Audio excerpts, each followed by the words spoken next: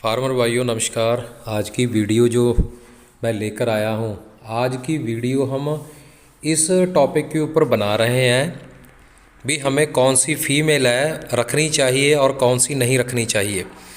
एक तो पहचान पहले हो जाती है भी फ़ीमेल ने जी उसकी क्वालिटी बढ़िया होनी चाहिए, जहाँ वो अपनी लंबी लेंथ की होनी चाहिए। लेकिन एक कंडीशन और नई आई है जो मैंने बहुत ही ग्रुपों में, जहाँ मुझे बहुत ही मैसेज फ़ोन आए हैं, वो कंडीशन एक सामने आई है, उसके ऊपर आज मैं वीडियो बना रहा हूँ। जो बेस्ट फीमेल है जो बच्चों की केयर के साथ साथ सारा कुछ ही बढ़िया रखे, चाहे वो बच्चों को जन्म देना है, दूध पिलाना है, बच्चों की केयर करनी है, और ज़्यादा ये लगा लो भी उछल कूद करने वाली फ़ीमेल भी हमें नहीं चाहिए।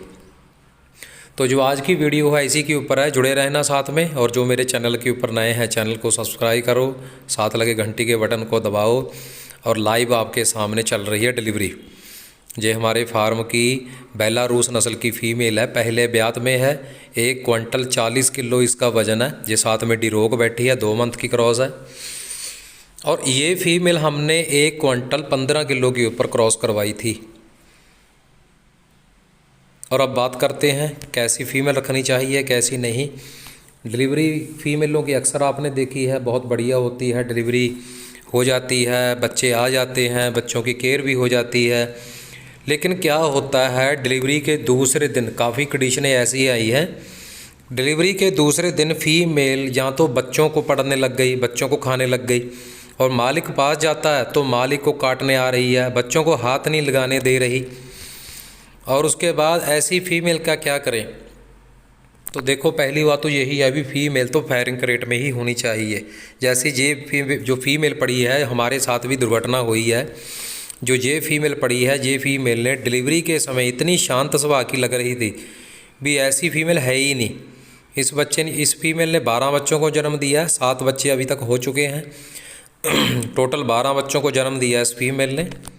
लेकिन जन्म देने के बाद जब जेर पड़ गई और दूसरा दिन फीमेल का गुजरा, तीसरा दिन फीमेल का गुजरा, तो फीमेल ऐसी हो गई भी हम फीड डालने जाते हैं तो हमें काटने को आती है, बच्चे को उठाते हैं तब काटने को आती है, बल्कि बच्चे को हाथ ही नहीं लगाने दे रही बिल्कुल। अगर यही फीमेल फायरिंग क्रेट के बीच होती, केज में होती, स्कंजे में होती, तो ऐसा कुछ नहीं होना था। अब इतनी ज़्यादा मुश्किल बात हुई पड़ी है, अभी आप बस पूछो मत। तो चलो, हमने तो इसको केज में डाल लिया है, लेकिन कई कंडीशनें होती हैं। जैसे मान लो फ़ीमेल ने बच्चे दे दिए, आपकी फ़ीमेल ने 10 बच्चे दिए हैं, लेकिन 10 के 10 बच्चे ही आपके फ़ीमेल ने बढ़िया तरीके से उनको जन्म दिया, दूध बढ़िया पिला रही है, लेकिन कहीं ना कहीं दूध में इन्फेक्शन हो गई है और बच्चे सुकड़ने लग गए हैं। जहाँ दूध पीने के बाद दस्त शुरू हो गई है बच्चों को, जहाँ फिर फीमेल लास्ट में जाकर जब बच्चों ने ग्रोथ पकड़ी, फीमेल का दूध कम होना शुरू हो गया, सूखने लग गई है, फीमेल खाना कम खा रही है। जहाँ बच्चों को जन्म दिया फीमेल ने, लेकिन बच्चों को पास नहीं लगा रही। तो फार्मर भाइयों, हमेशा ही ये टॉपिक याद रखना, ये पॉइंट याद रखना भी ऐसी फ़ीमेल को दोबारा कभी भी क्रॉस मत करवाना, कभी भी क्रॉस मत करवाना। जो आपकी फ़ीमेल ज़्यादा बढ़िया बच्चे दे रही है, जिसने बच्चों की केयर अच्छी की है, और बल्कि वेरी गुड एक्सीलेंट कंडीशन है उस फीमेल की, A to Z सारी ही कंडीशनें सही कर दी उस फीमेल ने, तो इस फीमेल के हम आने वाली जनरेशन, उसी के फीमेल के बच्चों को हम आगे ब्रीडिंग के लिए इस्तेमाल करेंगे।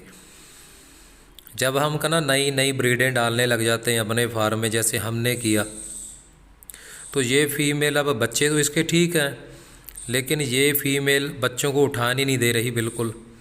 बच्चे इसके आगे चले जाते हैं, और कई बार फायरिंग क्रेट के ऊपर से ये कूदने को करती है, कभी फीड नहीं खाती। जब बच्चा किसी चाहे दूसरे तीसरे केज में हमने किसी और फीमेल का बच्चा उठाया, तब भी ये पूरा शोर मचा देती है। ऐसे में नीचे में बच्चों को दबाने का खतरा है जब ये उछल कूद करती है।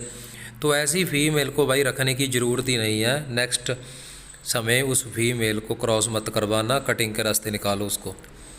लेकिन जो फीमेल आपको बहुत ही बढ़िया डिलीवरी दे रही है, बच्चों की केयर कर रही है, ऐसी फ़ीमेल को आपने रखना है। और आने वाले समय में उसी फीमेल की आपने जो फीमेल उसने काफ दिए हैं, बच्चे दिए हैं फीमेल, उनको परवरिश करो,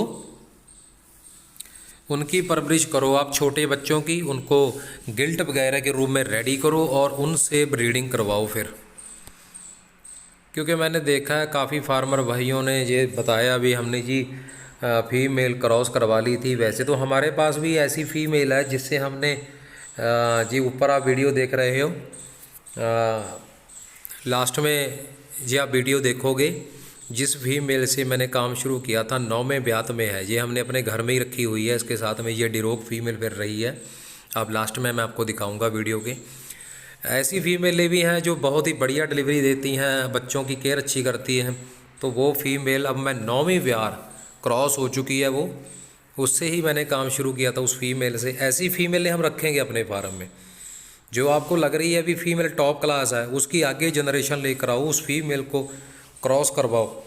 लेकिन अब मैं लास्ट में जो आपको बताना चाहता हूँ भी, जो मेरा नया फार्मर भाई काम पिग फार्म का काम करना चाहता है, वो मेरा फार्मर भाई 20 किलो से लेकर 25 किलो वाले बच्चों से ही काम शुरू करे।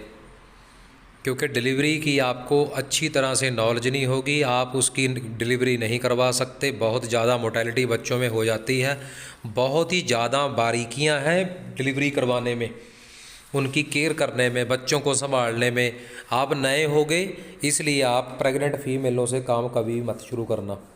आपने जब भी काम शुरू करना है वो आपने करना है 20 किलो से लेकर 30 किलो तक के बच्चे डालो। 25 किलो तक भी जा सकते हो, लेकिन 30 किलो तक के बच्चे डालो। 20 किलो से नीचे वाले बच्चे कभी मत डालना। और उन बच्चों से आप काम शुरू करोगे जब तक आपको 5-6 मंथ में तजुर्बा भी आ जाएगा, फार्म में आप बिल्कुल एकदम प्रोफेशनल हो जाओगे। फिर आप जैसे भी करना चाहते हो, चाहे आपने कटिंग का काम करना है, फैटनिंग का, चाहे आपने ब्रीडिंग का करना है, वो अपने हिसाब से आप कर सकते हो। लेकिन मेरे हिसाब से जो नया फार्मर है वो सिर्फ छोटे बच्चों से ही काम शुरू करे, 20 किलो से लेकर 30 किलो वाले जो छोटे पिगलेट होते हैं उनसे।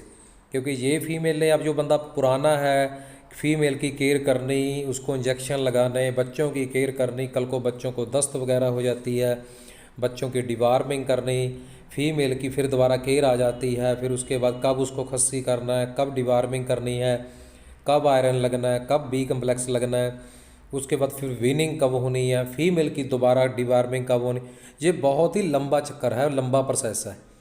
इसलिए मेरे जितने भी फार्मर भाई हैं, काम ये बढ़िया है, दोबारा ये काम स्पीड पकड़ेगा, ये मेरी बात याद रखना। क्योंकि आने वाला समय पिगरी के लिए बहुत ही बेस्ट है। तो फार्मर भाइयों, कैसी लगी वीडियो?